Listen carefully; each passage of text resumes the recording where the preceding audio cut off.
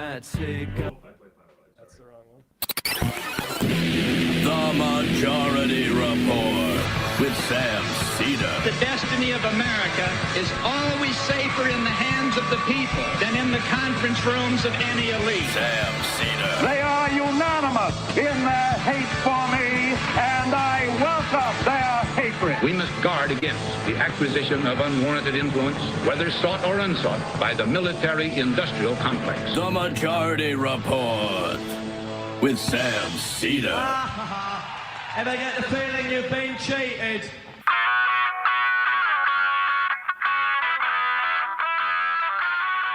It is Monday, February 17th, 2025. My name is Emma Vigeland, in for Sam Seder, and this is the 5-time award-winning Majority Report. We are broadcasting live steps from the industrially ravaged Gowanus Canal in the heartland of America, downtown Brooklyn, USA. On the program today, Tracy Rosenthal, author of Abolish Rent, How Tenants Can End the Housing Crisis.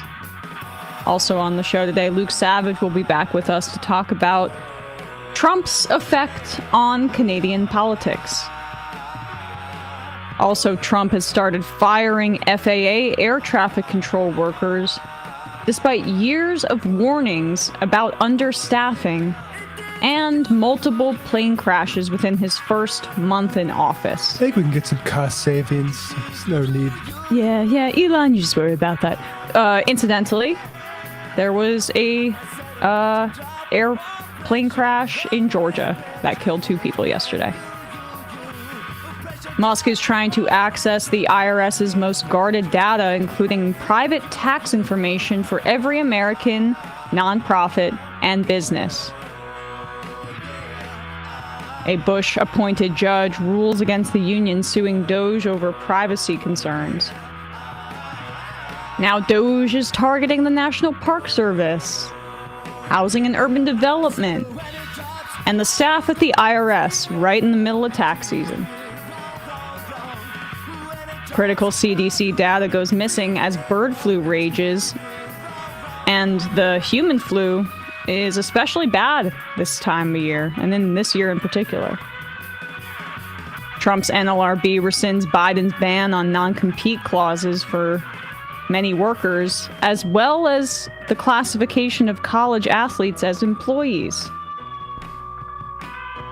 Utah bans collective bargaining for public sector employees, teachers, police officers, firefighters, and more.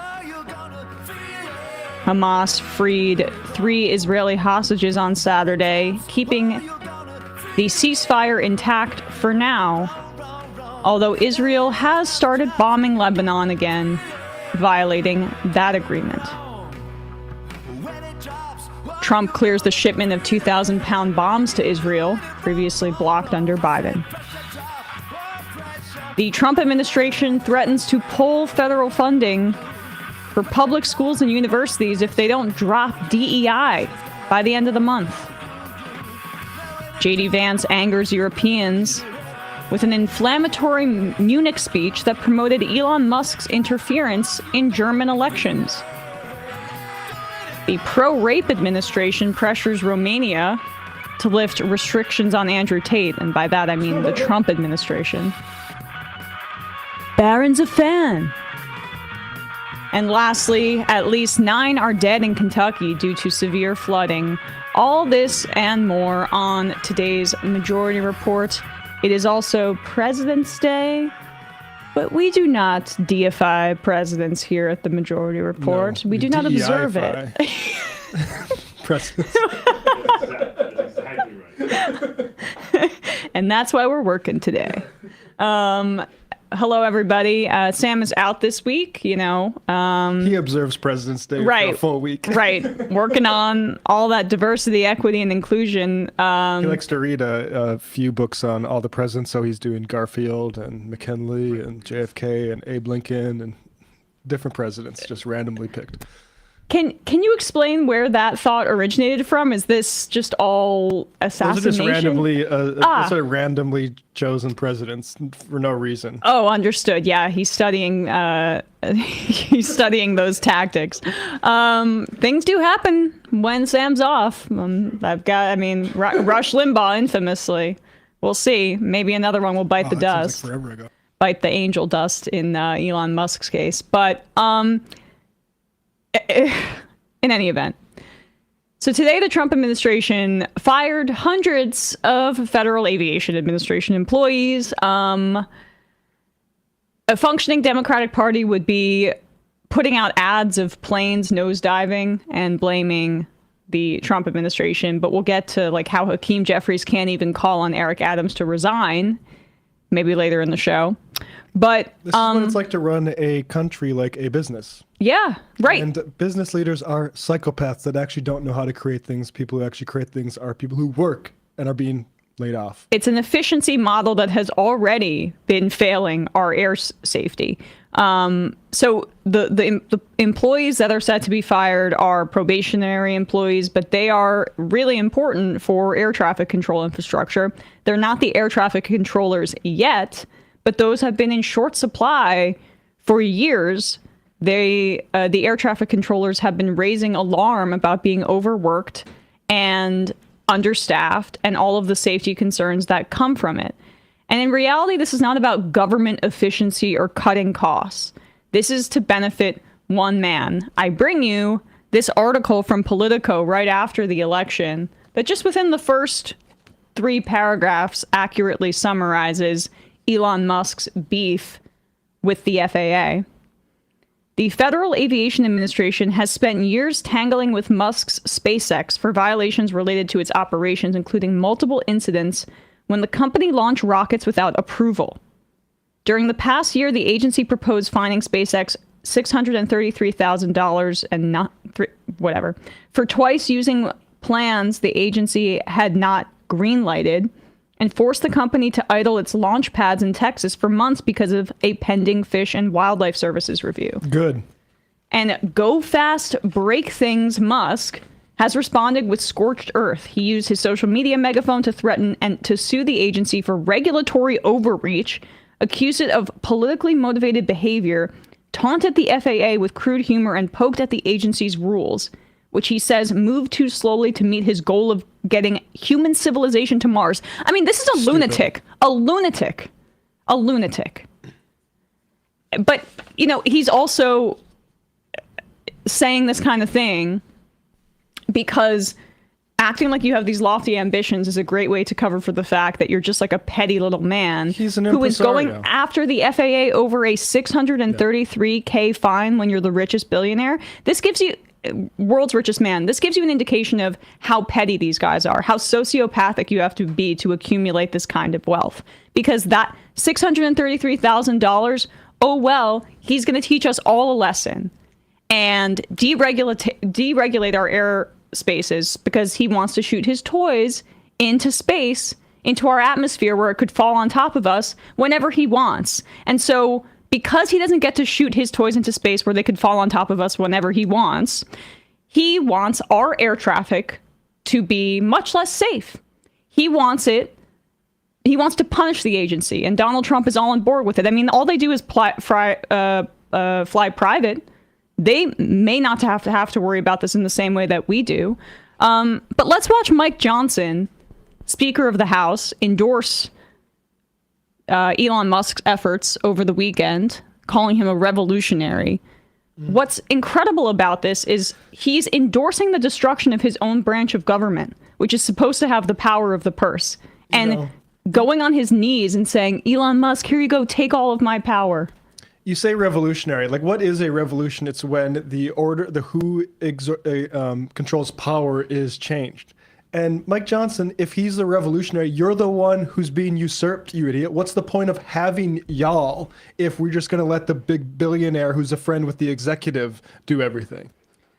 Here he is on with Mark Levin explaining why this is a great thing. I want to ask you another question related to Elon Musk. They turn him into this boogeyman. Why do you think they love multi-billionaire George Soros, who has used the various instrumentality of the government to acquire radio stations? All right, hold on. Okay. So Elon Musk, they're about to do a whataboutism. This is a Republican staple in order to obscure the fact that even if you want to go apples to apples, Elon Musk buying the top journalistic communications platform, Twitter, and trying to enshittificate it and turn it into a bank. Being offered Twitch or TikTok, sorry. Yeah, and has had already more of an effect than what he's describing about Soros. But if George Soros was brought in as an unelected billionaire to tinker with the Treasury and cut government agencies under the Biden administration, we would be raising hell about it. That's not what's happening. All right, start from the beginning. Now, I want to ask you another question related to Elon Musk. They turn him into this boogeyman. Why do you think they love multi-billionaire George Soros, who has used the various instrumentality of the government to acquire radio stations, who spends tens of billions of dollars throughout the years, he and his son, to influence our government, to insinuate themselves in governmental decisions, to elect prosecutors who refuse to prosecute and so forth? That's their sugar daddy. That's their guy. But when it comes to Elon Musk, they want him criminally investigated. They believe he doesn't have any role in anything, and so forth and so on. Do you see this as complete hypocrisy? Complete hypocrisy. And what Elon is doing is heroic. He used the word in the opening monologue. Exactly right. This is an heroic effort. He is bringing common sense and transparency and sunlight to the federal government, to the bureaucracy, to what many of us refer to as the deep state. And this is what he and I were talking about All right. We're just going to take this piece by piece. The transparency, all of this is publicly available. Because the government doesn't run as a corporation, how we tax and spend our money is listed and is publicly available. Particularly in this instance, Congress has the power of the purse. It's signed into law by the president. And because of the Constitution, but reiterated in the Impoundment Control Act of 1974, it is abundantly clear that once Congress decides to spend this money, the president does not have the legal authority to say, I'm not going to do so, let alone an unelected billionaire who's just strolling into the Treasury and asking for all of our information. Keep going. On Monday night at his office, I said, Elon, I am so excited about what you are doing, what you are uncovering. I said, you think of this as a scientist and a data analyst. I think of it as a constitutional law attorney and historian. Elon, what we are going to be able to do through this effort is restore the original intent of the framers of the Constitution. What they had in mind is a small federal government that was closely monitored and had heavy oversight by the duly elected representatives of the people. The challenge we've had here in recent decades is that members of Congress, these representatives, have not been able to do that job well. The oversight job has been hindered because the deep state and the bureaucracy has not turned over the data. They wouldn't give us the information we were seeking. So why'd you pass the bill? This because it was hidden. The data, dude. This is supposedly your responsibility. I mean, I'm being redundant here. Go back just like 10 seconds because I want to hear how this supposed constitutional scholar uses the fact that his power is being currently usurped by the man's richest person. Like, why even have congressional representation if their job is just completely secondary? Why would they negotiate bills? Right. You know why? When that data that he's referring to comes out in the wash is when they're doing these negotiations. He knows he's lying. Keep going. We've had here in recent decades is that members of Congress, these representatives, have not been able to do that job well. The oversight job has been hindered because the deep state and the bureaucracy has not turned over the data. They wouldn't give us the information we were seeking. We didn't know all this because why it was pass hidden. the bill? Now Elon has cracked the code. He is on the inside of the belly of the beast, Mark, and he is unveiling and revealing all these things that we knew intuitively were happening, but we didn't have the evidence. This is a game changer. It is truly revolutionary. And we're going to restore, ultimately, through this process, the federal government to the original intent of the founders. And that's what has the big government, socialist, liberals, and Democrat Party apoplectic because they're afraid of what the final result of this is going to be. And it's very exciting for the people. You're so right. If you love the country, you love the Constitution, You love small R republicanism. You're cheering these guys on. Mr. Speaker, thanks. Sure. Well, it is revealing at the very least. Elon Musk tweeted this earlier this morning or late last night. I don't know. Responding to Secretary Sean Duffy of the air traffic control here, transportation secretary. He says below, the safety of air travel, if we could just scroll, Bradley. The safety of air travel is a nonpartisan matter. SpaceX engineers will help make air travel safer. So this is the end game. Putting his own cronies at the FAA because they dared to levy, never know which is the right way to say it, a $633,000 fine against SpaceX and probably some other burdensome regulations for the man-baby billionaire who wants to basically have no rules by evil daddy government. And no investigation. Somebody just got smacked by a self-driving car to death in Arizona. That was going to be a National Highway Traffic Safety Administration investigation. This is a power grab by a guy who needs to be, like Bill Burr said, put down like a rabid dog. I mean, like, that's such a great point about, oh gosh, what did you just say? National Highway. Yeah. This came out. It was a study in one of those trade publications. It didn't get a ton of press, but that the Cybertruck is infinitely more deadly than the Ford Pinto. Who could have thought? And the way that Mike Johnson talks about algorithms, like, he's an 80-year-old, as if you're just trying to fool your voters into thinking you're smart, like the government is run on an algorithm. They're spreadsheets, idiot. You've gone over the budget. That's a part of your negotiation process. He knows that he's lying, but you could just say algorithm and people go, ooh, it's like God. It's like, spirituality. It's mystified. No, these are just the tabulation of how our government spends its money after Congress allocates it. They have not produced one piece of evidence about the fraud and abuse that they're talking about, except to point to publicly available data that we already have. Yeah, this is just Twitter files for the government, a big show where they purport to have done some sort of revolutionary transparency, but it's all bullshit, fluffed up by bot journalists. And they're just, it's very obvious, I think, what we're seeing. But I'm very terrified about air safety right now. I mean, to have this be the reaction to these really horrifying incidents of plane crashes should really freak people out. Our air traffic controllers and those systems were already at a breaking point. And now the Trump administration is choosing to make their jobs harder. Why? Because the billionaire daddy oligarch wants his buddies at the FAA as opposed to career public servants. And more money for capitalists to play with so they don't have to get taxed for, when really we are massively not investing in the right things. Elon Musk, Jeff Bezos, all these billionaires have way too much money, and we're cutting to the bone things like not even schools. Like, I mean, we've just been cutting schools to the bone for decades, but air traffic safety, this is psychopathy, but it's what you would expect from a corporate class. I mean, I saw Mark Cuban saying, hey, we got to be smart and we should actually go look at it. You cannot trust a single one of these people. Billionaires need to be kicked out. We need to get rid of them before this decade's over. Yes. And if I'm concerned about included. Our inability. Right. Exactly. I'm concerned about our ability to faithfully execute an election for the presidency in, less than 4 years.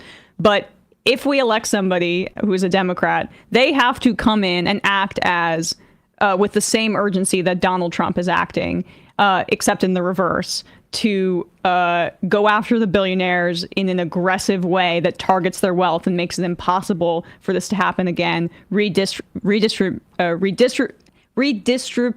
it, and make it so that we can permanently safeguard our regulatory agencies from this happening again, because this is doing untold damage. All right, guys, a quick break. When we come back, we are going to be talking to Tracy Rosenthal, but first, a word from some of our sponsors.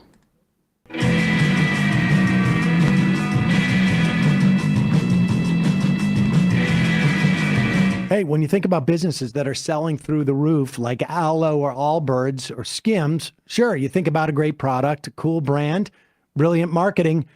But an often overlooked secret is actually the business behind the business, making selling, and for shoppers, buying simple. For millions of businesses, that business is Shopify. Nobody does selling better than Shopify.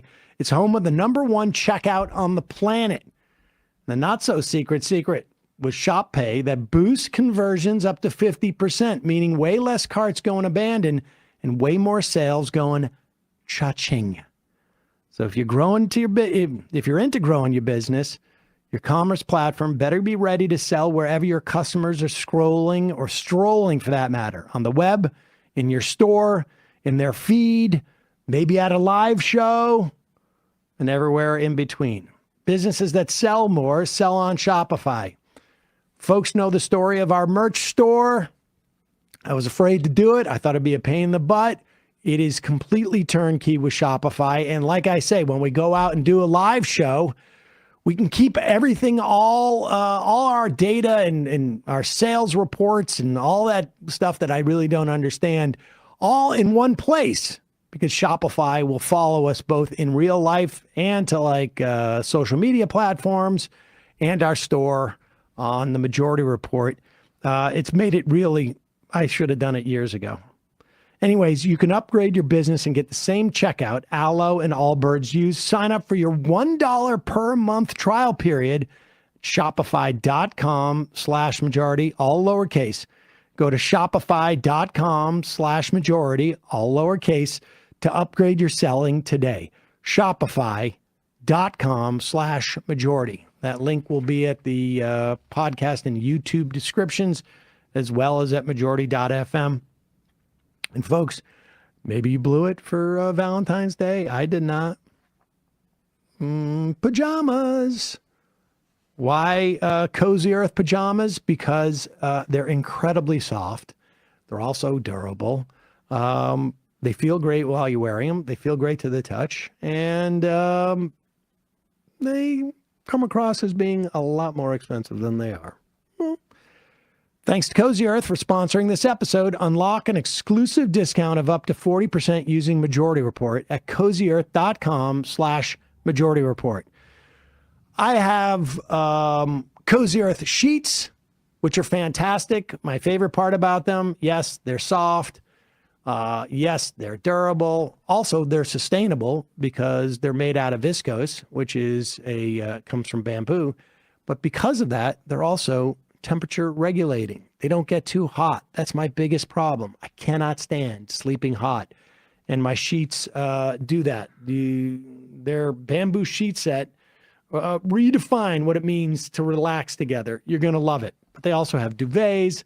I got towels and a bath mat. And I also have my favorite hoodie. Is a Cozy Earth hoodie. Plus I got joggers. I never thought I would wear joggers, but these things they're like sweatpants, but you can actually wear them around. I mean, I guess that's not when I grew up, we didn't have those. Cozy Earth bamboo pajama set, life-changing pajamas, silky yet breathable.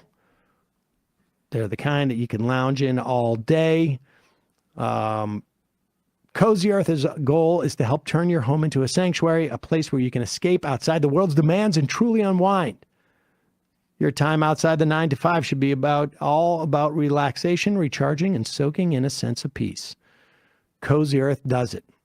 Like I say, Cozy Earth sheets are breathable. You'll sleep several degrees cooler.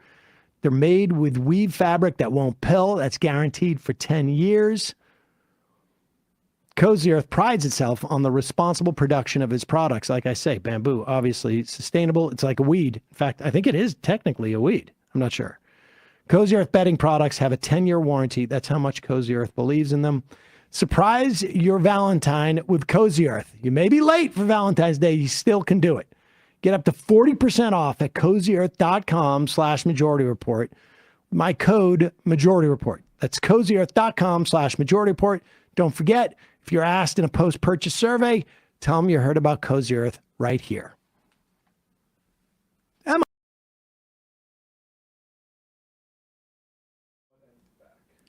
We are back, and we are joined now by Tracy Rosenthal, co-founder of the Los Angeles Tenants Union. advisor at UCLA's Institute for Inequality and Democracy, writer, co-author of Abolish Rent, How Tenants Can End the Housing Crisis. Tracy, thanks so much for coming on the show today. Thanks for having me. So I guess we can just start with your background. How did you get involved in tenants organizing in LA and then your move to New York City? Yeah, so, in 2013, I joined a process called School of Echoes, which was really just supposed to be a research group. But in retrospect, I realized that what was happening was I was being organized. And the founders of that group, one of them, the co-author of my book and the co-author of our book, Leonardo Vilchis, had started Union de Vecinos in Boyle Heights, which was founded to resist the destruction of the public housing projects in Pico Aliso, the largest public housing projects west of the Mississippi. Another one of the founders helped start ACT UP in Los Angeles, the Los Angeles chapter. And this group of people were basically, in many ways, trying to pass on the knowledge that they've built over the years. And so I got involved in that process. And over time, as we were, talking with people, meeting with people, we realized, we just talking was never going to be enough. To make the intervention that we wanted to make. And so we started the Los Angeles Tenant Union in 2015. And in terms of, we've talked on the show about how folks can find involvement in their communities over the next 4 years, as Donald Trump is going to wreak a lot of havoc and destruction. And one of our top suggestions really is organizing your building. And just if you could give folks a sense of how many renters are across the country, how many people we actually have at our disposal to organize against landlords and these real estate interests. Sure. And how that, I guess, has increased over time, particularly after the Great Recession. Sure. Yeah. And so, there are 44 million tenant households with over 100 million tenants. That's a lot of people. But more than that, right? Tenants are organized geographically to be the majority in many cities. And as you were saying, in more and more cities. Like what we're finding right now is that more and more cities and towns are flipping to tenant majorities. And this is happening as there's growing investment and speculation in the places where we have to conduct our lives, right? Like tenants are making their lives the central feature of our existence in effectively someone else's spare house, right? And that is the power relationship that is shaping so much of what our cities are becoming and so much of what we have to do to get by, like whether that's, cut our pills in half, starve, take on more jobs, live in overcrowded housing. And so I think that, especially now, we have, even as tenants are becoming further immiserated, right? We have to recognize that that we do have power. I think that, looking at these next 4 years specifically, like if you look at something like Operation Aurora, that Trump named that policy after a housing complex. Yes. That he bafflingly but effectively blamed the horrific slumlord conditions on Venezuelan cartels, right? So the right is successfully using the disinvestment in our housing to stoke resentment against immigrants. So not only, I think, we have to think about tenant organizing really strategically, especially now. It's so great that you brought up the Aurora example because we've covered that in quite a bit on our show, and the role that the media played in essentially laundering this slumlords excuse into the national conversation, so much so that now Trump is making it a political statement. I'm also struck by how these tech billionaire VC people that come out of San Francisco that are increasingly populating the right have made cities a particular obsession of them, of their ideology for a while. This is a bit of a tangent, but it's interesting to talk about. But really, I guess that's my question to you: is how like the Andreessen types and these tech billionaires fit into really making our cities unlivable and prioritizing making them like a Disneyland for rich people or for commuters. Absolutely. I mean, I think that what we're seeing, right, is not only the effects of their accumulation, right, like that the extremity of their wealth is reshaping the places that we live. And what they are doing with that politically is to track the resentment against people who live outdoors. Right. And so when we look at, the role of VC, like we can see the Palantir founder, Joe Lonsdale, who is leading the charge of criminalizing homelessness. Right. And I think that, we just talk about in our book how that kind of criminalization, making it effectively a crime to not be exploited by a landlord. Right? That is the housing system that we've established, right? And it's no surprise that the real estate developer in chief is relying on these forms of criminalization to support, the further immiseration of tenants in cities. And I think that their goal to remake cities as Disneylands for the wealthy, to eject and banish the poor. And that is really, it's been building their coalition for a long time, and helping split the people that we need in our coalitions. So it's really important that we, that we organize at the level of our buildings and at the level of our cities to defend ourselves from these attacks. Right. And this focus on crime as it relates to urban spaces, whether it's on the subway or public transportation, even though we know that nationally crime is going down, violent crime, and has been for decades. There was a spike in the pandemic due to the lack of precarity. It fits in so nicely with what their agenda is, which is to divide the 100 million plus people who are tenants in this country against one another and blame squalid conditions, which people are going to be experiencing, on their neighbor as opposed to the landlords. Like some of the statistics that you had in this book were I mean, they shouldn't be shocking to me, but that an individual landlord, according to U.S. Census data, spends less than 4 hours a month maintaining a property, and the average revenue is over $25K a month. $25K a month. Yeah. I mean, I think that really shows us, when we've built an economy around growing wealth through asset inflation such that just owning a house makes more money than working. And, we had the former Los Angeles mayor, Eric Garcetti, say, in a good economy, homelessness goes up, right?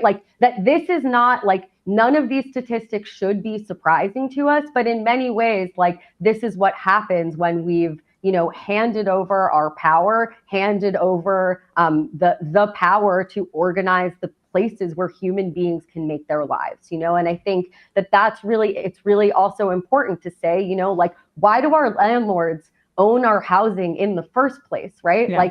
They don't work harder than us. They own our housing because they have more money than us, or their parents had more money than us. And they hoard the places where human beings can live and then charge us to access it, right? That is a tribute. This is a relationship of this is a relationship of tribute. We're being held at ransom by the forms of criminalization to force us into this power relationship.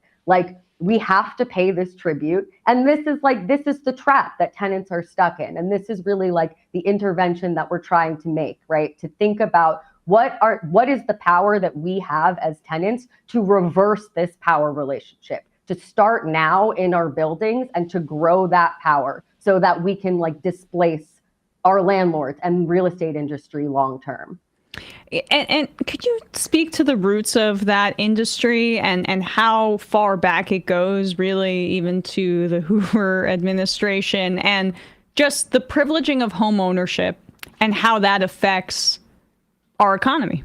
Yeah. I mean, I think that we could take it even further back, right? Like one of the first American inventions is eviction, right? That the settlement of the United States comes with this new tool of eviction, that like land was used as land was being financialized, being leveraged in this way. And so this new tool of eviction is essential to settlement, to recruiting white settlers into alignment with the state, right? And we see that process over and over and over again, right? When, as you described, right, like home ownership and this idea of citizenship being completely tethered together being completely tethered together. And that's who could vote at the beginning of our democracy, even. Of course. And are the systems of democracy that we have exist to basically protect the property from the propertyless.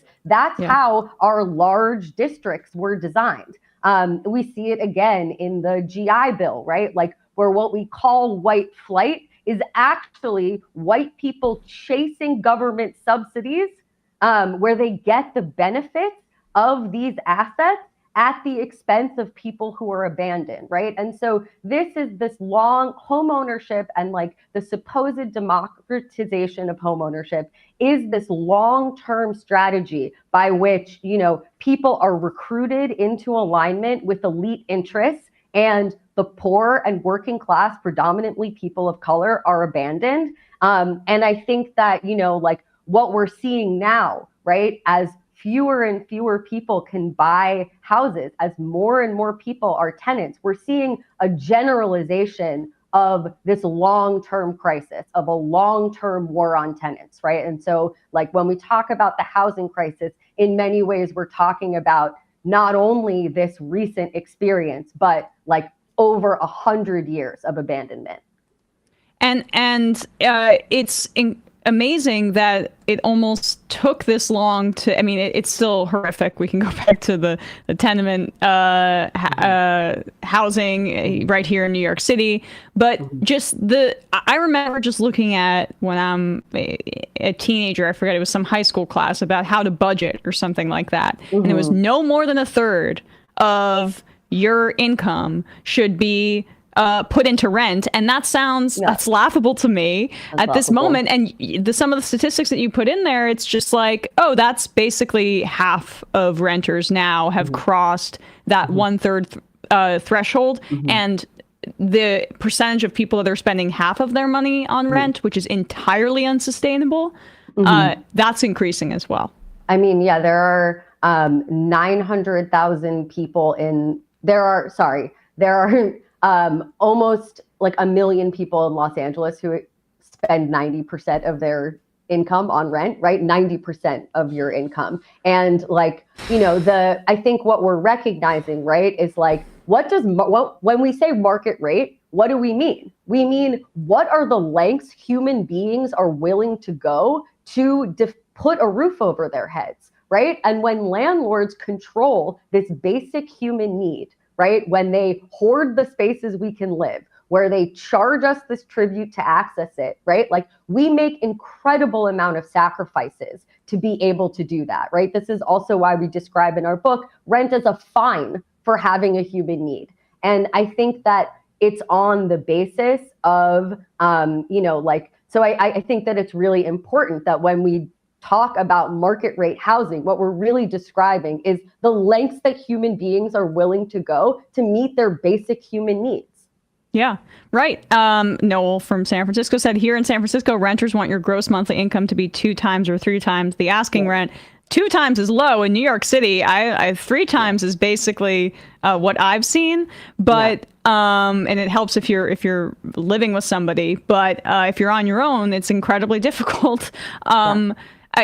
So I guess in terms of organizing, what are, as an organizer, what are some of the tactics that you recommend to folks who might be interested in this in their own building and want to get started?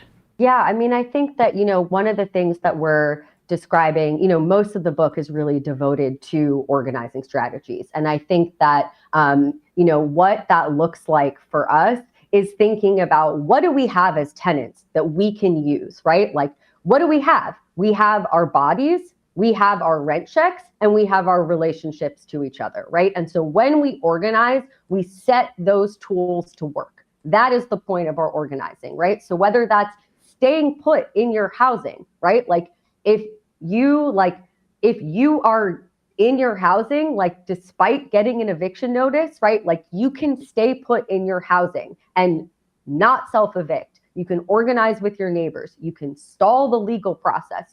There's so many things that you can do in that moment, right? When we think about our rent checks, right? Like that tribute that we're paying every month, like when we put it together in combination with our neighbors and withhold it, that is an incredible source of economic sanction that we can use to make our landlords like give us the thing that we're paying for, right? Whether that's fixing our conditions. We describe a building in Boyle Heights, the Mariachi Tenants Association, who organized in a market rate building, went on rent strike for a year, brought their landlord to the bargaining table to sign a collective bargaining agreement that is the equivalent of rent control for their building, right? And so I think that our rent checks can be an incredible source of power for us. Yes. Just like staying put in our housing and refusing to leave can be an incredible source of power. And the thing that brings those two together, right, is like getting to know each other, is our relationships to each other, right? And that is really the thing that we're relying on in the long term, right? This is movement math. There are more of us than there are of them, but in order to use the power that we have together, we need to organize. And so I think that when people want to get started in this movement, they need to look to the people around them, people who share, like people who are their neighbors, people who share their landlord, people who share their blocks. These are the people that we have to rely on to build these networks of community defense and make those defensive networks into offensive ones. Right. Garrett from Nova writes in, how can those of us who are not renting help? That's an interesting question. Yeah. I think that's a great question. I mean, the Los Angeles Tenant Union, for instance, has we let members in that own their homes. They just can't vote. And so I think that there's actually an incredible amount that you can do, when we think about, especially, right, like one of the purposes of that, like of our homeownership system is to split working class coalitions, right? But we know from 2008, right, that owning your home is actually not a guarantee of that right. And, sometimes in the movement, we talk about bank tenants, right? Because what people who have a mortgage, effectively, the bank owns their housing. They have what is effectively rent control, but they don't actually own that right, even though they have a lot more control. So I think that building those connections, actually recognizing the precarity of what is called owning, can be a really important tool for us in this moment. And then obviously just solidarity with our unhoused neighbors. That's the other piece of this where before we wrap up here, Tracy, I guess that's a way to talk about some of our most vulnerable folks and how they're on the front lines of the housing crisis, and that there's a whole police state and local media in a lot of cities, but here in New York, it's so pronounced, whether it's the Post or, news channels, dedicated to demonizing those folks, really on behalf of the real estate interests and the landlord class.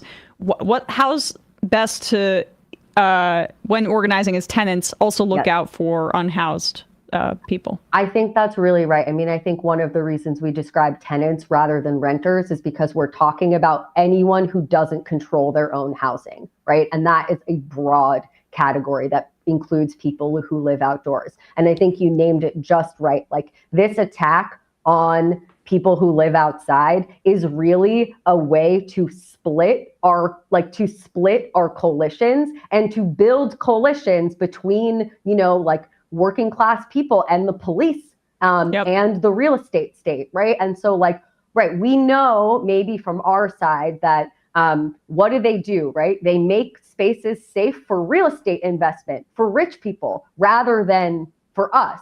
But I think that, this is why in this moment, building these local infrastructures where people are actually talking to each other and getting to know each other, that is really the material that we have to fight back against this, like, what is, this disinformation campaign. And it's only through the process of getting to know each other, of standing up for each other, that people that I have seen in my own work, people unlearn what they thought about people who live outside, right? And people actually own up to the fact that so much of what's animating their fear, animating their anger is fear, right? That we are actually so much closer to living in the streets than we are to living in a billion-dollar mansion, right? And I think that by organizing, by reckoning with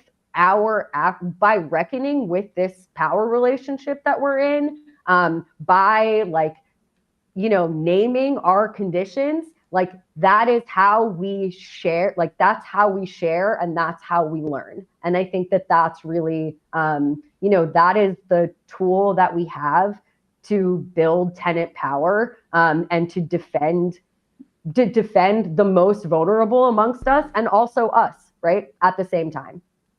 Absolutely. Well, really appreciate your time today. Tracy Rosenthal, the book is called Abolish Rent, How Tenants Can End the Housing Crisis. Thanks so much. Really appreciate it. Thanks so much for having me. Have a great day. You too. All right, folks, we're going to take a quick break, and when we come back, we'll be joined again by Luke Savage to give us an update on Canadian politics.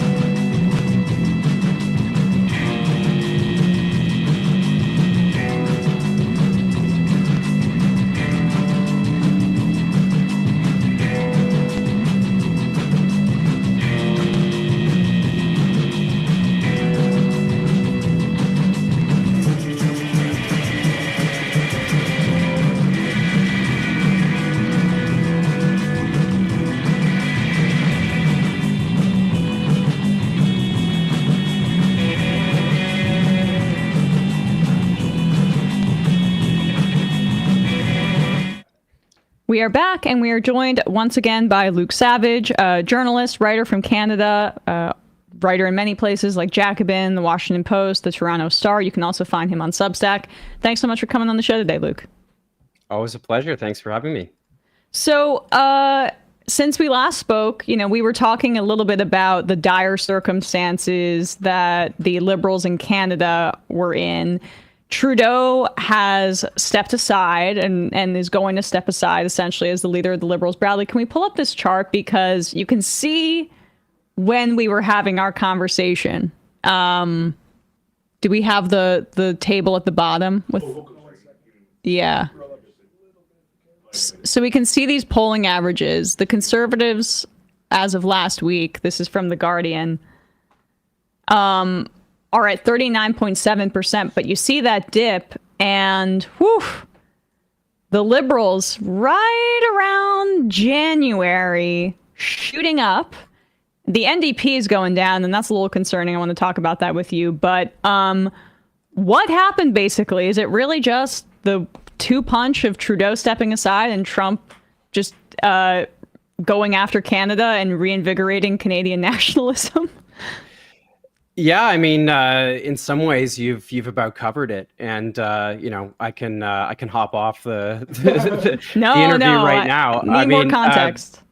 Well, I mean, I think broadly speaking, that's true. With it's a number of caveats, and it's not everything you've alluded to there is, I think, obviously, it explains or goes some way to explaining that chart and the kind of direction of travel we're seeing it's just not exactly clear yet kind of in what proportion and kind of where this is going to end up. So, the Conservatives have enjoyed a huge lead in the polls for several years now. I mean, they've been looking at a double-digit victory of a kind that's really unprecedented in the history of the modern Conservative Party. And actually, there are some polls that have the Liberals even closer to them than in the the poll that you just showed. I think there was one from Ecos that had the Tory lead down to about 5 points, so just in the single digits. And I think Justin Trudeau leaving is a major factor in this. He really was, hugely unpopular. And I think to a greater extent than most Liberal leaders, or than even many other Liberal leaders, he has been personally synonymous with the Liberal Party and the Liberal brand really since 2013. So it's been a long time. And he'd accrued a lot of political baggage. So I think just not having him there has made a pretty substantial difference. And I mean, as you also alluded to this, but I mean, Trump's tariff threats, the annexationist rhetoric, that has completely changed Canada's political dynamic. There is a kind of ferment going on that I was really not expecting to see. You have, conservative premiers, threatening to ban American liquor sales, joining the federal government in, these threats of massive retaliatory tariffs if Trump proceeds with the ones he's threatened. So all of this has kind of led to this unexpected resurgence, I suppose, of Canadian nationalism, and the Liberals seem to be benefiting from it, particularly from voters who are over the age of 60, who are now more than twice as likely to vote Liberal, according to one recent poll, as our younger Canadians. So that's what seems to be driving a lot of this shift in the polls. It's fascinating. Can you talk a little bit more about Trudeau's political baggage and what that entailed prior to, and then we can talk a bit about Mark Carney and the potential new Liberal leadership? Sure. I mean, there's, the story I think goes back quite a ways, and we probably don't have time to get into it in too much detail, but obviously Trudeau was a hugely popular figure sort of globally after he won in 2015. By 2019, which was his second election as Liberal leader, that had sort of withered, and that was also when the revelations about him doing blackface more times than he cared to name came out. They came out right in the middle of that election. The Liberals lost the popular vote in that election. They lost it again in 2021. So they formed a government with, I think, about 33% of the popular vote, which, I think was the weakest popular mandate of any Canadian federal government since at least 1945 and probably ever. So Trudeau's been unpopular for some time. I mean, there was a lot of stuff during COVID, I think, that contributed to that unpopularity. But I think his brand, the sense of an exciting, new leader who was going to be some sort of a transformative figure. I never bought that, but lots of people did. And I think they were disappointed when it turned out that wasn't the case. I think, all of that baggage was really dragging down the Liberals. And then also there is this, it's a horrendous cost of living crisis. I mean, it's just, it's most Canadian cities like your own are increasingly unlivable. Food is vastly more expensive, and other basic necessities are vastly more expensive than they were even a few years ago. So, that was always going to hurt the incumbent government, and Trudeau sort of became the catch-all signifier, if you want, for a lot of what was making, voters frustrated about the state of the country. And it's striking. I mean, of course, it's the same continent, but how similar the issues that are plaguing the United States are to what's happening in Canada in terms of cost of living and housing in particular. But we elected Donald Trump and I guess Elon Musk as co-president. And at the very least, it seems like our neighbors up north may benefit from it, because if polls continue in this direction, like I saw that Poilievre wants an election as soon as possible, because he wants this trend not to not continue. But it seems like if Trump continues to triple down on his trade wars, like, this is not going to go away, at least from the perspective of liberals being able to use this sense of nationalism to their benefit. I mean, there's massive hockey fights breaking out over this. Yeah, and the Star Spangled Banner getting booed at the Bell Center in Montreal, that kind of thing. I mean, the Tories, it's worth saying, I mean, they are in the process of completely rejigging their strategy. I mean, whenever the federal election happens, and it will probably happen very soon, they are not going to be able to fight it on the terrain that they've been planning to for years. This was going to be for them a cost of living election. It was going to be a Justin Trudeau election, and now it's going to be a nationalism and dealing with Trump election, or that's how it seems. And you might think that a nationalism election would benefit, whatever the country or the context, that would kind of naturally redound to the benefit of a right of center party. In Canada, that's not really the case, particularly given that so much of the catalyst for this is coming from a right-wing president in the United States. Trump is less unpopular, after the election anyway. Last year's election, there were polls that said that, Trump was a little less unpopular in Canada than he'd been after 2016, but he's still incredibly unpopular. Canadians in every election in my lifetime have overwhelmingly preferred the Democrat in elections. We're talking 70% or higher. And, being associated with the Republican Party, with American kind of, American style conservatism has historically been like kryptonite to the Conservative Party, which is why they often run these very kind of, safe campaigns that try to just sort of triangulate away from that. And it seems like they're not going to be able to do that. And, they're in the midst of a pretty difficult transition, and we'll have to see how well their readjustment works. How are some of the conservative premiers like Doug Ford reacting to this? Like, what are the Tories doing from a party messaging standpoint to combat this? Because as you say, Poilievre's in a tricky position. He'd been kind of praising Trump prior to this. And I mean, even some of the conservative grassroots stuff from the pandemic, like the trucker convoy, was very MAGA in their organizing. So they're in a bind. Yes. I mean, Doug Ford's response has been to completely pivot away from Trump, to put on a Buy Canadian hat, to just, I don't know, really just, I guess, meet Trump's bravado with a lot of sort of performative bravado of his own. And as shallow as that is, it's, it seems to have resonated with people.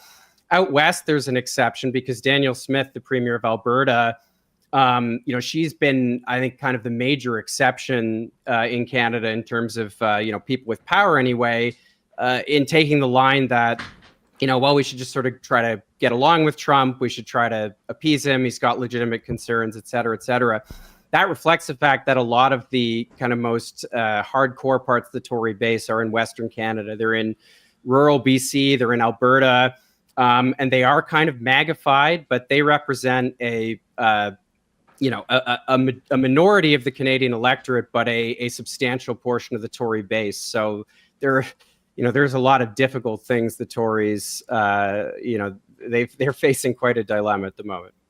The Quebec Party, the Nationalist Party, how have they reacted to the Trump tariff threats? That's a good question, and I actually don't know enough to answer in detail. My sense is that they've been largely on side with the federal government's response, though I'd have to look into it some more. It is interesting because historically, and this seems counterintuitive, but Quebec has actually been a more pro-American part of Canada in some ways.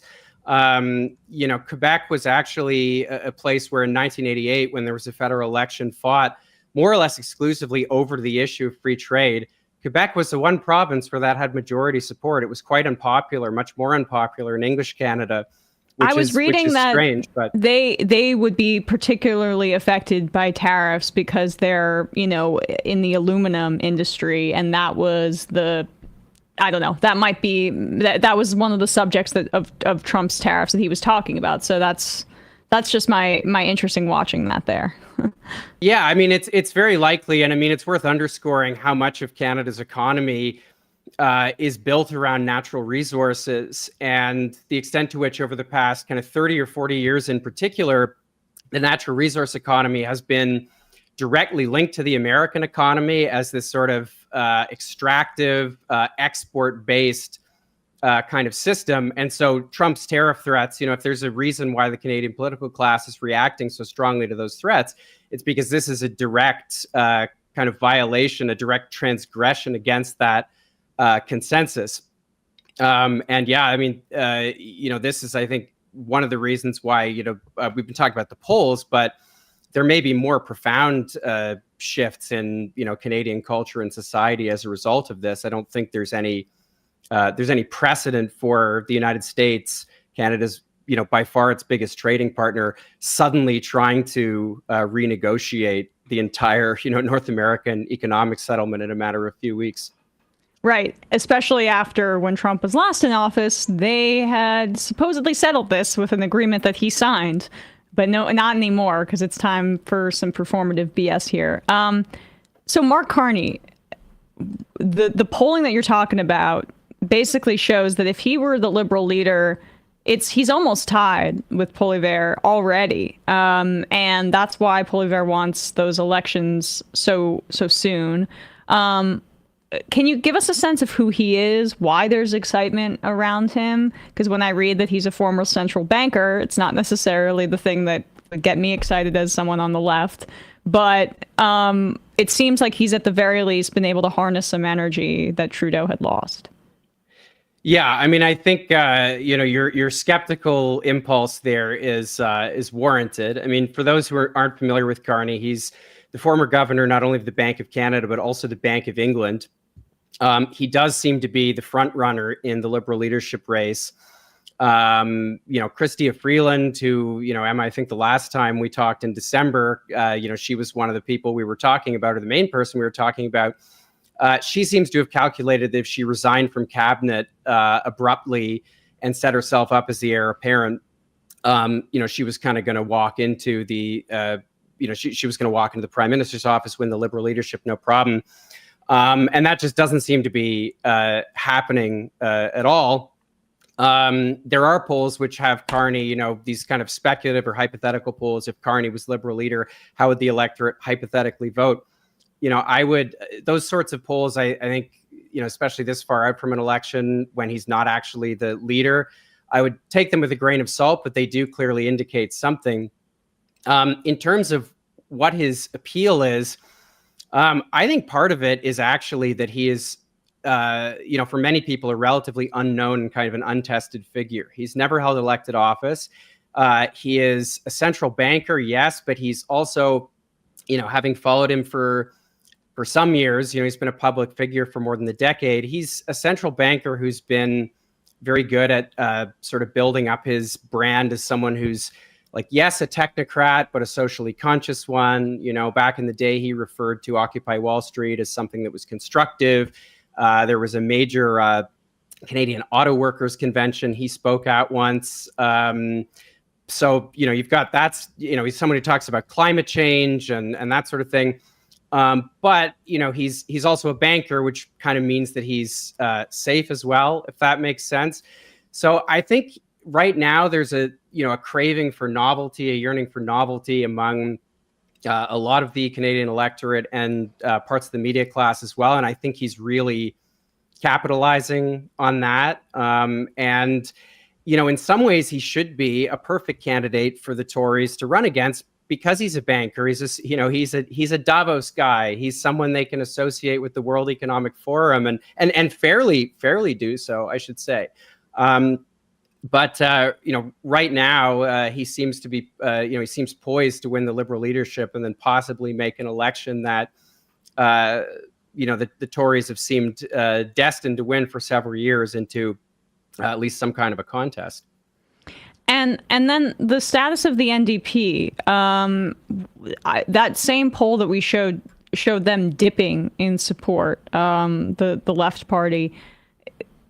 would they, one, I guess, still be likely conference, if the Liberals were to win a lot or it to be, close, would they be trying to form a government again with the Liberal Party? And also, why are they lagging in support in a time where a lot of left ideas, I think, are gaining some ground?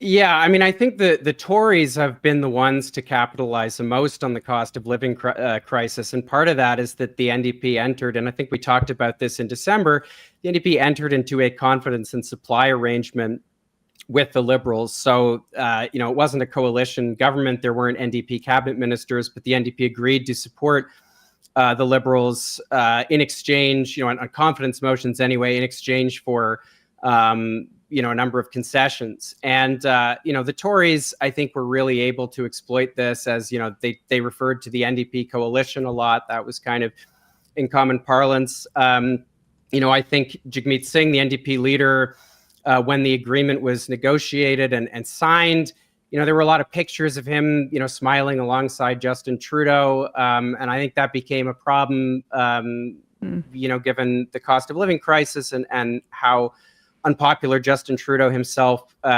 became. And, Carney, for I think many of the reasons I was just saying, he's the kind of Liberal leader who I think can pose a problem for the NDP because he's the type of Liberal leader who is safe to kind of, centrists and corporate interests, relatively safe.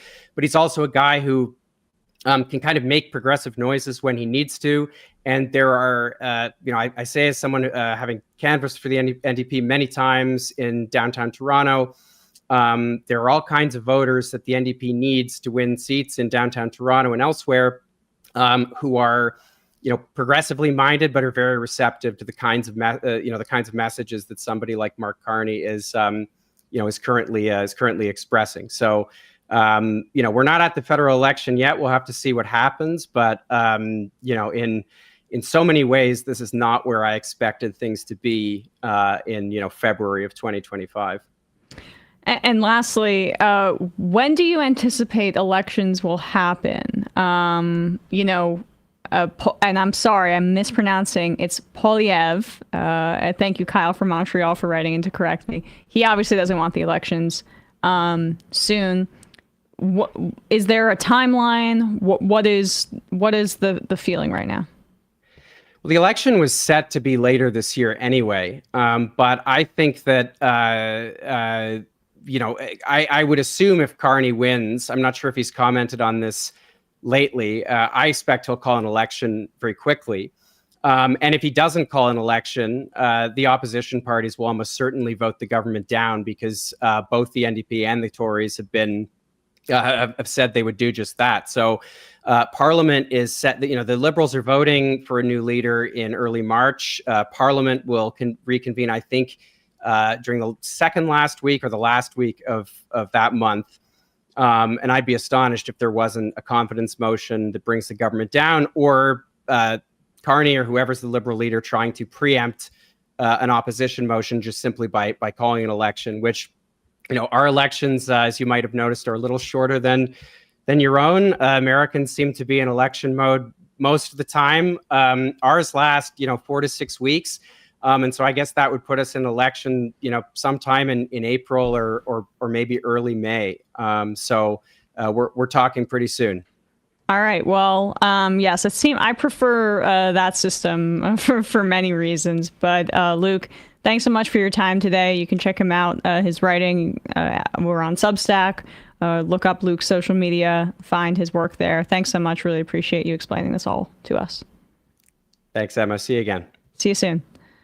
All right, folks, with that, we're going to wrap up the free part of this program and head into the fun half where we will take your calls and read your IMs. Matt, what's happening on Left Reckoning? Left Reckoning. We had a huge show for patrons at patreon.com/Left Reckoning. Go be a member, folks. We had Eric Blanc on talking about his new book, We Are the Union, and Philly Whole Foods workers, Edward and Ben, who I'm very gratified to say they were listeners of our shows, including going back to TMBS. And I'll say, They successfully won a vote, 130 to 100 at the Philly Whole Foods. And when someone tells me that they did that and listened to my programming, I gotta say, you can't tell me nothing. You can't tell me nothing anymore. I am so self-assured. Anyway, support us at patreon.com/leftreckoning, but at 4:00 Eastern time, we're going to release that for everybody because we can't really sit on something that I'm so proud of. So very happy to talk to Edward and Ben. And also, it's a very applicable, it's sort of the practice of what Eric Blanc's book, We Are the Union, about, which is that just got to do it ourselves. There's not going to be a staff that comes in and saves you. Workers need to, and you can do it at Whole Foods. Jeff Bezos' Whole Foods. So it's just really inspiring stuff. That's awesome. That's such a cool success story. I'm going to check that out once that episode is up. ESPN, we're on a bit of a hiatus, mentioned this. Got a lot going on right now. But can we put up also this other thing that reminded me, this federal workers organizing? If you happen to be a federal worker and listening to this program, there's a bunch of actions that are taking place, specifically also on Wednesday. Federal workers, but also anybody that is of conscience here.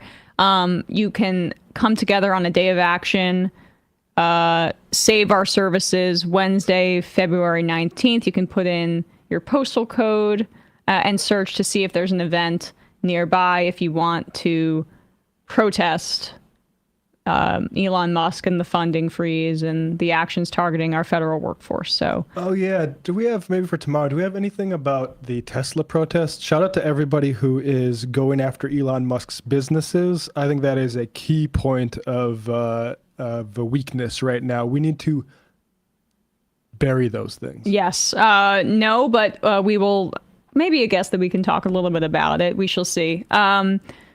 All right, guys, we're going to head into the fun half. Just a reminder that this show relies on your support. You can become a member at jointhemajorityreport.com. Free us of the YouTube algorithm or the Rumble algorithm or whatever. It makes us so that we can say whatever we want. We know that we always have your support, and we can keep this show going. So jointhemajorityreport.com. All right. We will see you in the fun half. Okay, Emma, please. Well, I feel that my voice is sorely lacking on the Majority Report. Wait. Whoa. Look, Sam is unpopular. I do deserve a vacation at Disney World. So, ladies and gentlemen, it is my pleasure to welcome Emma to the show. It is Thursday. Yeah, I think you need to take over for Sam. Yes, please. No. I'm gonna pause you right there. Wait, what? You can't encourage Emma to live like this. And I'll tell you why. So was offered a tour, sushi, and poker with the boys. Tour, sushi, and poker with the boys. So was offered a tour, sushi, and poker with the boys. What? Tour, sushi, and poker. Tim's upset? Tour, sushi, and poker with the boys. So was offered a tour, sushi, and that's what we call it in the biz. Tour, sushi, and poker with the boys. Right. Tour, sushi, and poker. We're gonna get demonetized. I just think that what you did to Tim Pool was mean. Free speech. That's not what we're about here. Look at how sad he's become now. We shouldn't even talk about it because I think you're responsible. I probably am in a certain way, but let's get to the meltdown here.